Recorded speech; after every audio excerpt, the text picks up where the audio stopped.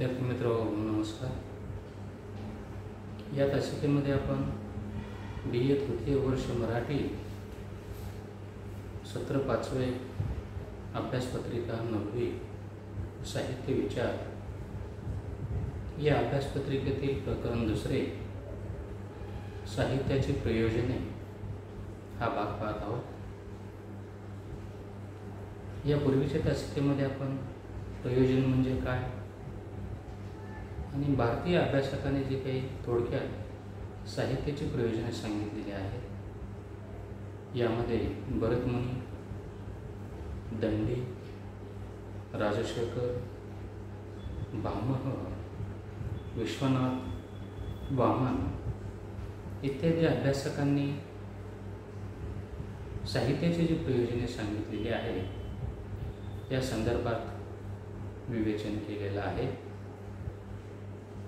या संस्कृत अभ्यासकामध्ये एक महत्त्वपूर्ण संस्कृत अभ्यासक म्हणून मम्मट या भारतीय अभ्यासकांचा उल्लेख केला जातो. साहित्यशास्त्रामध्ये मम्मट यांनी जी साहित्याची प्रयोजने सांगितलेली आहेत ती अतिशय महत्त्वपूर्ण आहे. अधिक सविस्तर अशी चर्चा मम्मट यांच्या प्रयोजन विचाराच्या संदर्भामध्ये करण्यात आलेली आहे.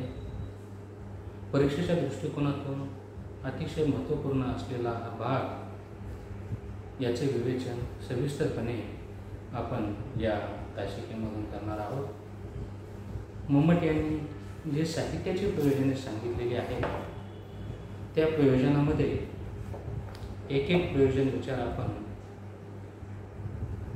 मम्मट यांनी जो सांगितलेला आहे त्याचा अभ्यास करणार आहोत.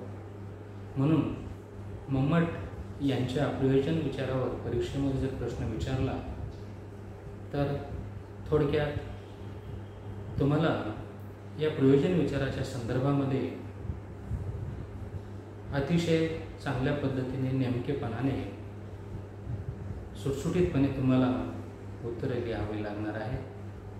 परीक्षेच्या दृष्टिकोनातून हे प्रकरण आणि मम्मट यांचा प्रयोजन विचार हा अतिशय महत्त्वाचा भाग आहे. म्हणून मम्मट यांचा प्रयोजन विचार हा एक महत्त्वपूर्ण मुद्दा आपण आज पाहणार आहोत. भारतीय अभ्यासकामध्ये एक महत्त्वपूर्ण संस्कृत अभ्यासक म्हणून मम्मट ओळखले जातात.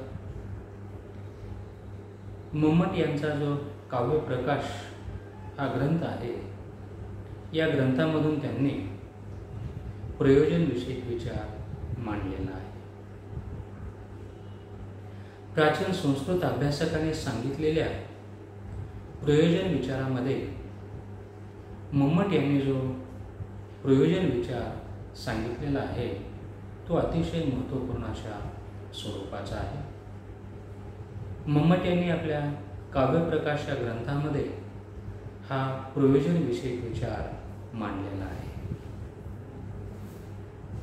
मम्मट यांनी त्यांच्या काव्यप्रकाश या ग्रंथामध्ये प्रयोजन विचार सांगत असताना एक कारिका दिलेली आहे जी संस्कृत भाषेमधून आहे.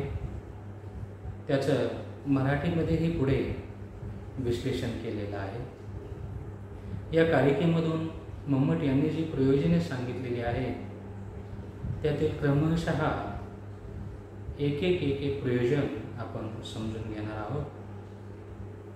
मम्मटाची जी कारिका आहे ती तुम्ही पुस्तकात पाहू शकता.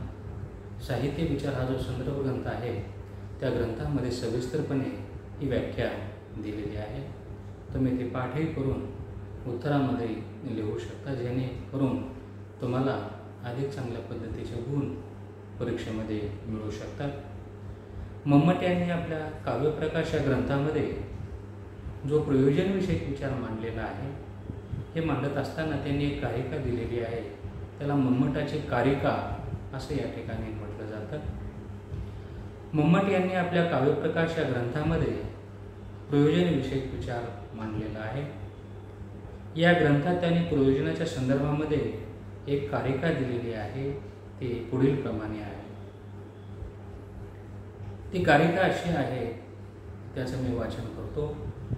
काव्यम यशसे अर्थकृते व्यवहारविदे शिवेतर रक्षतये सद्य परिनिर्वर्तये कांता संमितोयोपदेश युजे. अशा स्वरूपाची ही संस्कृतमधील कारिका आहे. पुस्तकात पाहून तुम्ही त्याचे पाठ करू शकता किंवा जशाच तसे त्या ठिकाणी लिहू शकता.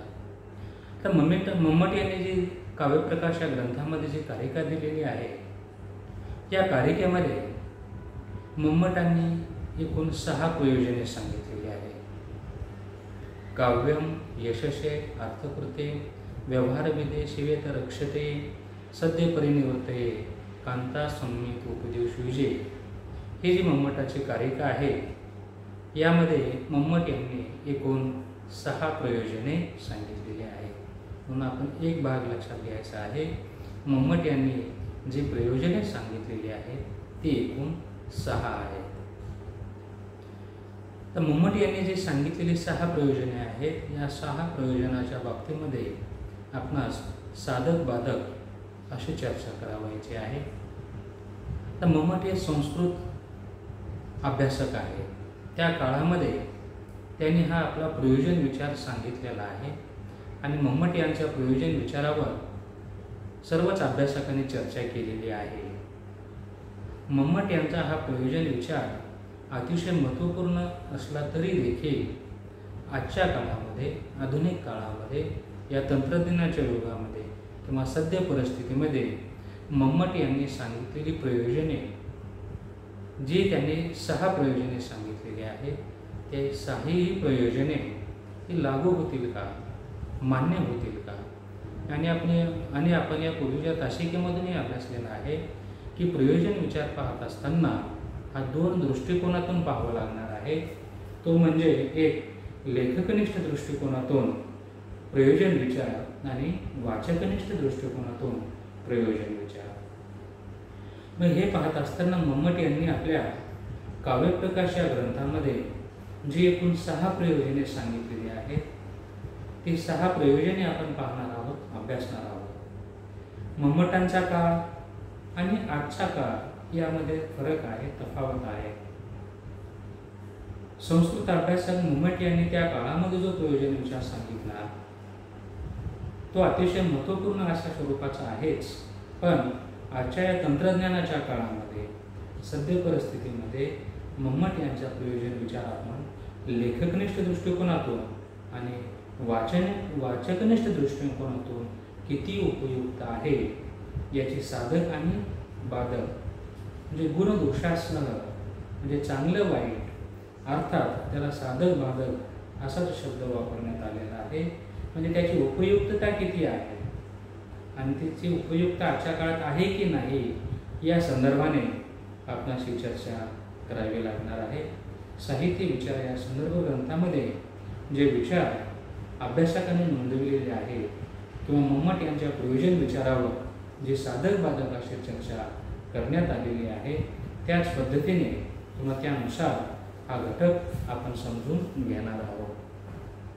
मग मम्मट यांनी जी एकूण 6 प्रयोजने सांगितलेली आहे, ती प्रयोजनं कोणकोणती आहेत हे सर्वप्रथम आपण पाहूया आणि त्यानंतर क्रमाक्रमाने 1 ते 6 अशा प्रयोजनांचा विचार आपण करणार आहोत. वरील कारिकेमध्ये मम्मट यांनी 6 प्रयोजने सांगितलेली आहेत. मम्मट यांचा ग्रंथ कोणता आहे तर काव्यप्रकाश हा मम्मट यांचा ग्रंथ आहे. या काव्यप्रकाश ग्रंथामध्ये जी कारिका आहे त्या कारिकेमध्ये एकूण 6 प्रयोजने सांगितलेली आहेत. त्यामध्ये त्यांनी पहिलं प्रयोजन सांगितलेलं आहे ते म्हणजे यश. तर पहिलं प्रयोजन कोणतं आहे? यश. दुसरं प्रयोजन अर्थप्राप्ती. तिसरं प्रयोजन व्यवहार ज्ञान. चौथं प्रयोजन अशुभ निवारण.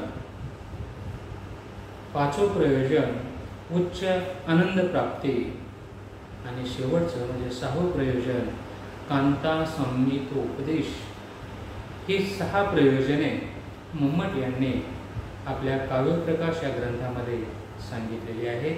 त्यांनी जी कार्यकारिणी सांगितलेली आहे त्या कार्यकारिणी संस्कृत भाषेतून होती, याच्या मराठीमधून अशा पद्धतीची हे 6 प्रयोजने सांगितलेली आहेत. त्यातील पहिलं प्रयोजन यश हे आहे, दुसरं अर्थप्राप्ती आहे, तिसरं व्यवहार ज्ञान आहे, चौथं अशुभ निवारण आहे, 5वं आनंद प्राप्ती आहे आणि 6वं प्रयोजन कांता संमित उपदेश. अशी ही मम्मट यांनी एकूण 6 प्रयोजने सांगितलेली आहे. मम्मट यांच्या या प्रयोजनाचा विचार आपणास लेखक व वाचकाच्या दृष्टिकोनातून साधक व बाधक पद्धतीने करता येईल. तसेच आजच्या संगणक युगामध्ये मम्मटांची प्रयोजने कितपत लागू ठरतील याचाही आपणास विचार करावा लागणार आहे. म्हणजे परीक्षेमध्ये जे प्रश्न विचारला जाईल किंवा ज्या पद्धतीने परीक्षेतील प्रश्नाचं स्वरूप असेल त्या पद्धतीने आपणास उत्तरं लिहावं लागणं आवश्यक आहे किंवा उत्तरं लिहावी लागणार आहे. तर मम्मट यांचा प्रयोजन विचार आपण समजून घेत असताना यापूर्वी आपण पाहिलेलं आहे की भारतीय अभ्यासकाने देखील प्रयोजने सांगितलेली आहेत, परंतु यामध्ये सर्वच अभ्यासकामध्ये मम्मट यांचा प्रयोजन विचार हा अतिशय महत्त्वाचा आहे.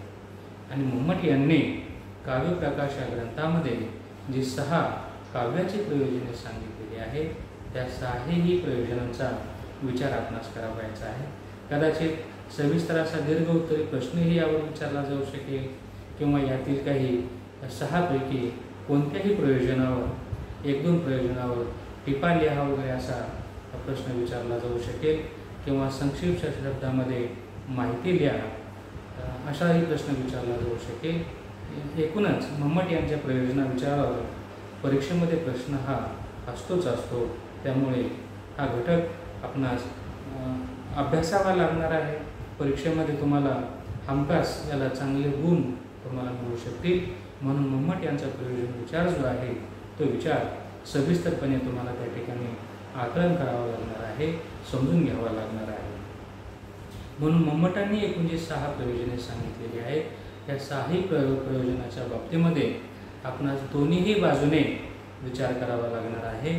तो म्हणजे लेखकनिष्ठ दृष्टिकोनातून प्रयोजन विचार आणि वाचकनिष्ठ दृष्टिकोनातून प्रयोजन विचार हे तर सांगावंच लागणार आहे. पण आजच्या या संगणकाच्या युगामध्ये किंवा आजच्या सध्याकालीन परिस्थितीमध्ये हा प्रयोजन विचार कितपत लागू पडतो किंवा कितपत उपयुक्त ठरतो हेही तुम्हाला तिथे सांगावं लागणार आहे. कारण मम्मट यांचा काळ हा प्राचीन काळ आहे, संस्कृतकालीन अभ्यासकाचा आहे. त्या काळानुसार त्यांनी हा प्रयोजन विचार सांगितलेला आहे. पण आजच्या काळामध्ये तो खरोखर उपयुक्त ठरू शकतो का?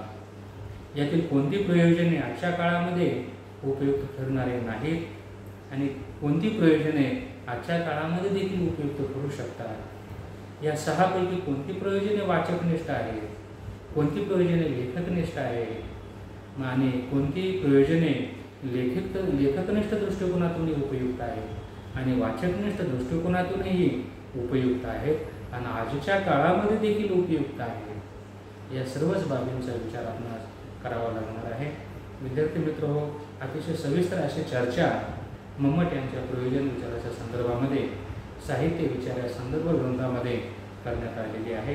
यापैकी एक प्रयोजनांचा विचार आपण करणार आहोत. यातील जे पहिलं प्रयोजन आहे यश, याला कीर्ती असे या ठिकाणी म्हटलं जातं. हे प्रयोजन विचार आपण या पुढील तासिकेमधून पाहणार आहोत. आजच्या तासिकेमध्ये आपण इथेच थांबूया. धन्यवाद.